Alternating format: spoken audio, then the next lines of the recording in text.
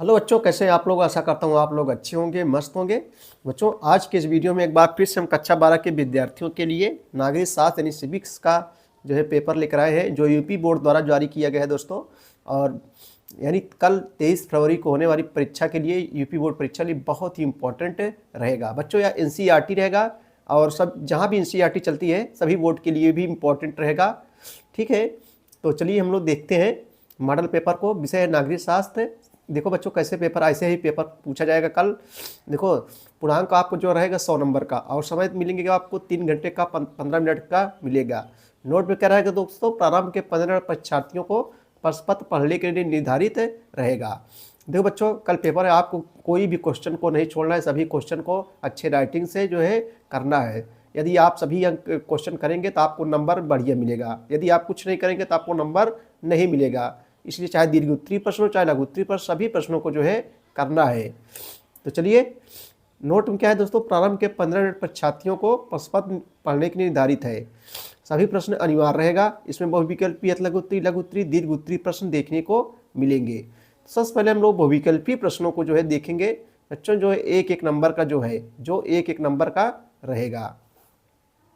चलिए, सबसे पहले हम बहुविकल्पीय प्रश्नों को देखेंगे जो 1 नंबर का रहेगा। पहला क्वेश्चन आपके सामने बच्चों, निम्नलिखित में से कौन सी संधि परमाणु निःशस्त्रीकरण से संबंधित है। कौन सी संधि जो है परमाणु निःशस्त्रीकरण से संबंधित है। 4 ऑप्शन आपके सामने दिया रहेगा, आपको बताना है सही जवाब क्या हो जाएगा। सही जवाब बच्चों हो जाएगा यहाँ खा हो जाएगा, NPT। यहाँ सही जवाब क्या हो जाएगा, खा हो जाएगा। ठीक है। वैश्वीकरण किस प्रकार की अवधारणा है। वैश्वीकरण जो है किस प्रकार की अवधारणा है। आर्थिक, राजनीतिक, सांस्कृतिक, बहुआयामी।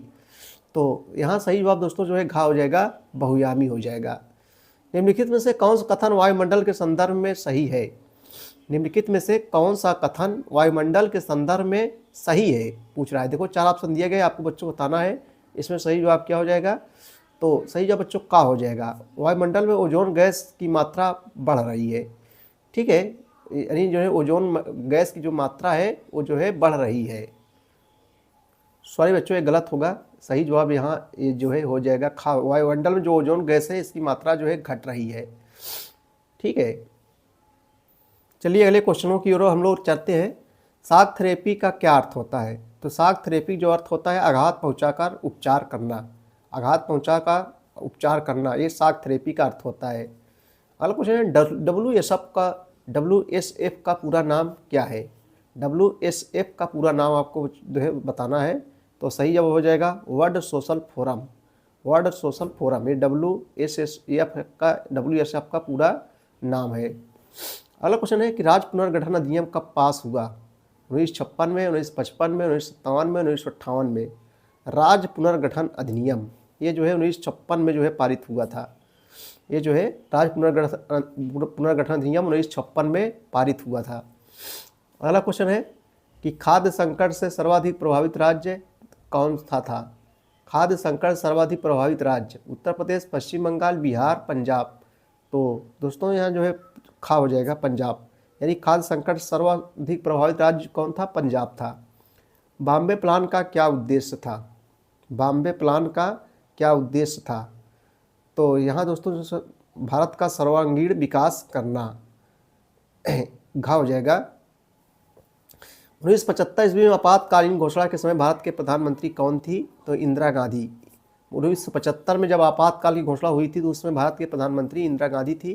इंदिरा गांधी ये हमारे देश की पहली महिला प्रधानमंत्री है, और दोस्तों ये जो है 2 बार प्रधानमंत्री रह चुकी है। किस दशक को स्वायत्तता का दशक कहा जाता है। किस दशक को स्वायत्तता का दशक कहा जाता है। तो 1980 के दशक को जो है स्वायत्तता का दशक कहा जाता है। सही जवाब यहाँ जो है खा हो जाएगा। सुरक्षा से क्या तात्पर्य है। चलिए आइए लघु उत्तरीय प्रश्नों को देखेंगे जो 2 नंबर का रहेगा दोस्तों। सुरक्षा से क्या तात्पर्य है, नाम से लग रहा है सुरक्षा। सुरक्षा से क्या तात्पर्य है। देखो ये सब क्वेश्चन बहुत कठिन नहीं होते हैं, अपने मन से भी आप लिख सकते हैं। सुरक्षा से क्या तात्पर्य है, आइए इसका उत्तर हम लोग देखते हैं। सुरक्षा से क्या तात्पर्य है। देखो बच्चों, हानि से बचाव करने की क्रिया और व्यवस्था को सुरक्षा कहते हैं।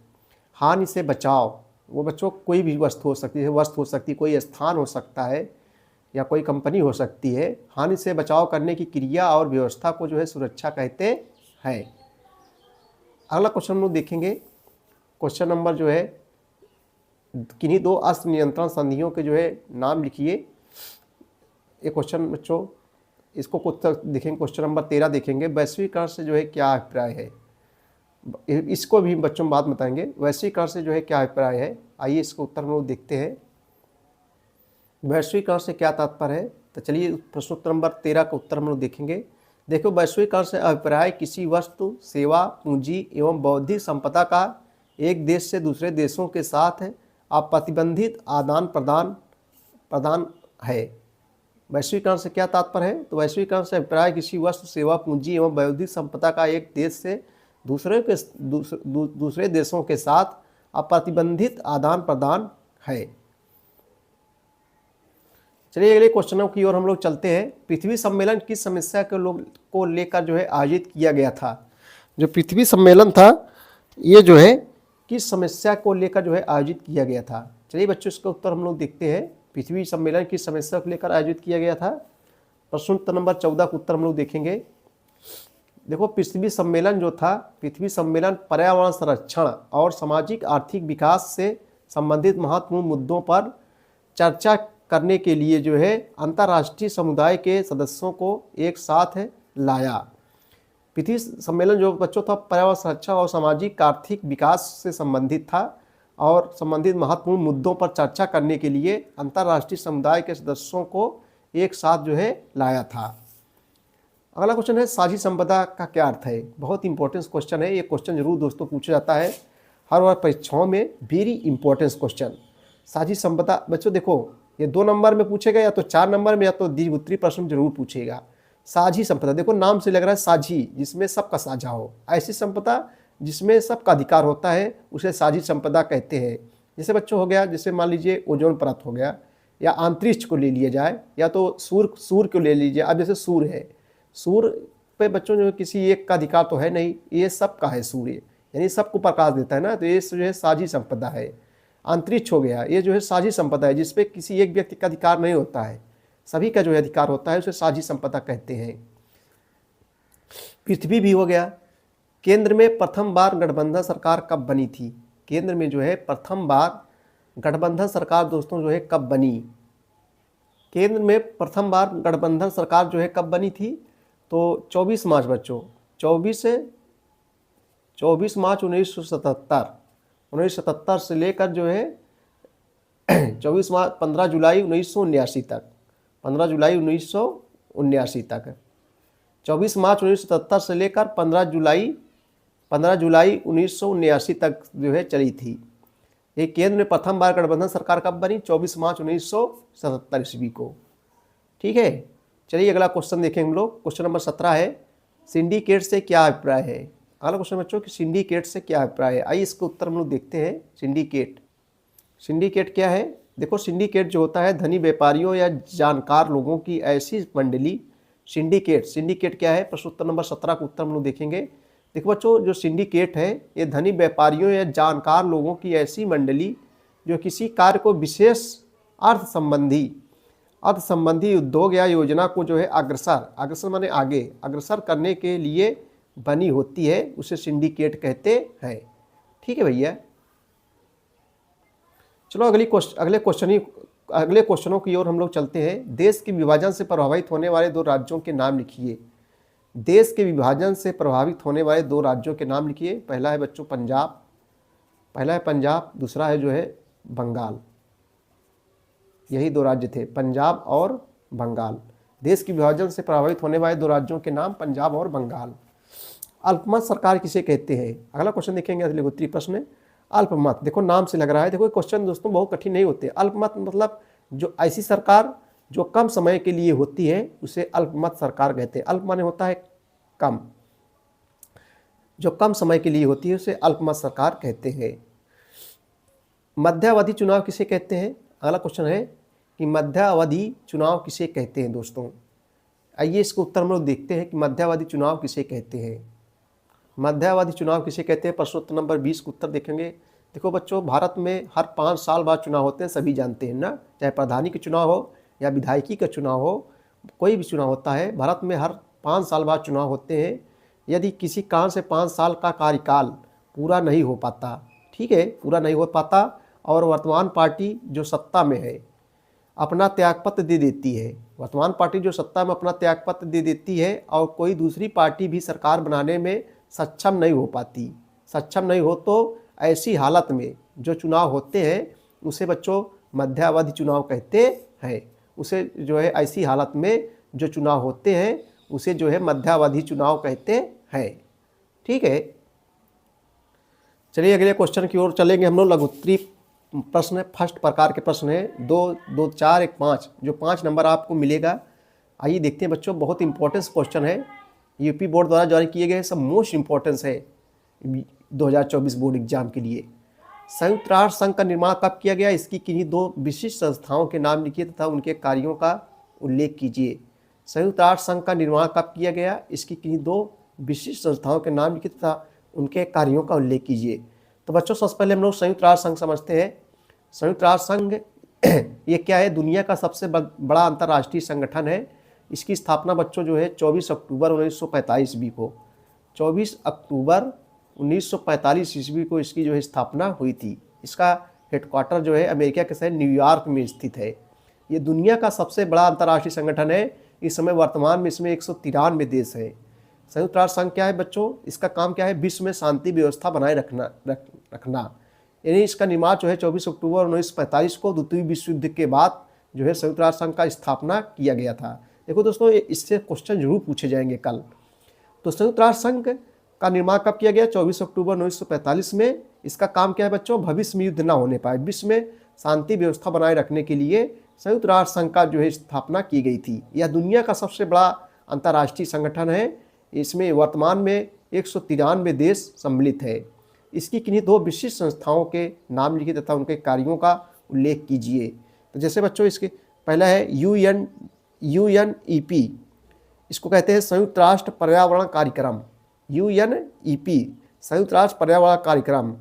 बच्चों इसका काम क्या है, यह कहाँ है, देखो ये नैरोबी में स्थित है। कहाँ स्थित है, नैरोबी में स्थित है। इस संस्था का काम है पर्यावरण की रक्षा को बढ़ावा देना। ठीक है।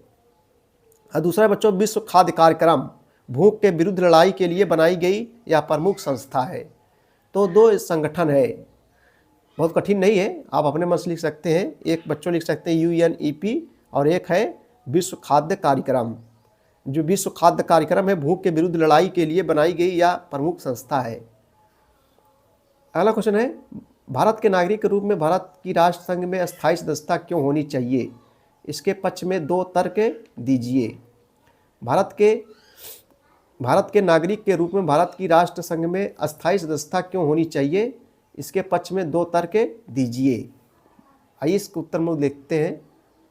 प्रश्नोत्तर नंबर 22 के उत्तर में देख लें। देखो इसी प्रकार से क्वेश्चन पूछा जाएगा, भारत के संयुक्त राष्ट्र संघ की सुरक्षा परिषद की स्थायी सदस्यता के दावे के लिए कोई 2 तर्क दीजिए। बहुत इंपॉर्टेंट क्वेश्चन है, लगातार कई वर्षों परीक्षाओं में पूछा गया है। तो बच्चों 2 तर्क निम्नलिखित हैं। देखो, भारत को संयुक्त राष्ट्र संघ की सुरक्षा परिषद की स्थायी सदस्यता मिलनी चाहिए क्योंकि भारत विश्व का सबसे बड़ा लोकतांत्रिक देश है और भारत में कुल जनसंख्या का 1/5 भाग जो है भारत में निवास करता है। ठीक है भैया, ये विश्व का सबसे बड़ा लोकतांत्रिक देश है, इसलिए इसको मिलना चाहिए सदस्यता।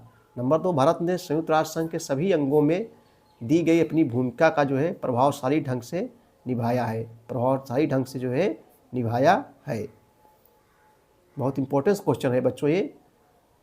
आसियान का निर्माण क्यों किया गया, या अपने उद्देश्यों की पूर्ति में सफल है, इसके पक्ष में आपने विचार स्पष्ट कीजिए। तो बच्चों आसियान का मुख्य उद्देश्य है, आसियान क्या है, एक क्षेत्रीय संगठन है। देखो आसियान जो है बच्चों एक क्षेत्रीय संगठन है। जो क्षेत्रीय संगठन होते हैं उसमें कम देश होते हैं और जो अंतर्राष्ट्रीय संगठन होते हैं उसमें ज़्यादा देश होते हैं। आसियान का बच्चों मुख्य उद्देश्य है दक्षिण पूर्वी एशिया के देशों के बीच में अर्थव्यवस्था, सुरक्षा, राजनीति, सांस्कृतिक और आपसी क्षेत्रीय सहयोग को जो है मजबूत करना। और भी क्वेश्चन है, स्वतंत्रता प्राप्ति के पश्चात एक दलीय प्रभुत्व प्रणाली का भारतीय राजनीति पर क्या प्रभाव पड़ा, 1975 आपातकाल लागू होने के समय क्या सीख मिलती है। आइए बच्चों थोड़ा इसको देख लेते हैं। 1975 में जब आपातकाल लागू हुआ था उस समय इंदिरा गांधी की जो है सरकार थी। तो बहुत कठिन क्वेश्चन नहीं है बच्चों, आप अपने मन से लिख सकते हैं। तो उसके बाद लघु उत्तरी सेकंड प्रकार का रहेगा क्वेश्चन, 6 अंकों का रहेगा। अयोध्या विवाद क्या था, इसका समाधान कैसे हुआ, एक क्वेश्चन आएगा जरूर, जो है इसको देख लीजिए आप। देखो उसके बाद दीर्घोत्तरीय प्रश्न है जो 4 2 6 8 नंबर का रहेगा। दक्षेश क्या है, इसका गठन कैसे हुआ, दक्षिण एशिया प्रगम दक्षेश सार्क ज़्यादा बड़ी भूमिका निभा सके, इसके लिए क्या आप समझते हैं। दो ध्रुवीय विश्व का क्या अर्थ है, इसके विघटन, इसको सब हम पढ़ाए हैं, आपको प्ले लिस्ट में मिल जाएगा दोस्तों। निम्नलिखित देशों के साथ भारत के वैदेशिक संबंधों की व्याख्या कीजिए। भारत पाकिस्तान, भारत चीन। देखो ये आए दिन देखो लड़ाई झगड़ा होता रहता है इन दोनों देशों से, तो इन दोनों क्या संबंध है दोस्तों, आप अपने मन से 8 नंबर मिलेगा, एकदम सरला है।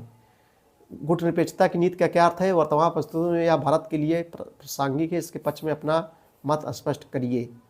ठीक है भैया, 8 नंबर का रहेगा। तो कल इसी प्रकार से जो है क्वेश्चन पूछे जाएंगे। क्वेश्चन को बच्चों नहीं छोड़ना है, क्वेश्चन पूरा करना है। आप बना जो क्वेश्चन आए उसको अपने मन से जितने शब्दों में, अगर दीर्घ उत्तरीय प्रश्न है तो 2 शब्द जरूर लिखिए। जो है आप लिखे रहेंगे तो नंबर मिलेंगे, जब लिखेंगे नहीं तो नंबर नहीं मिलेगा।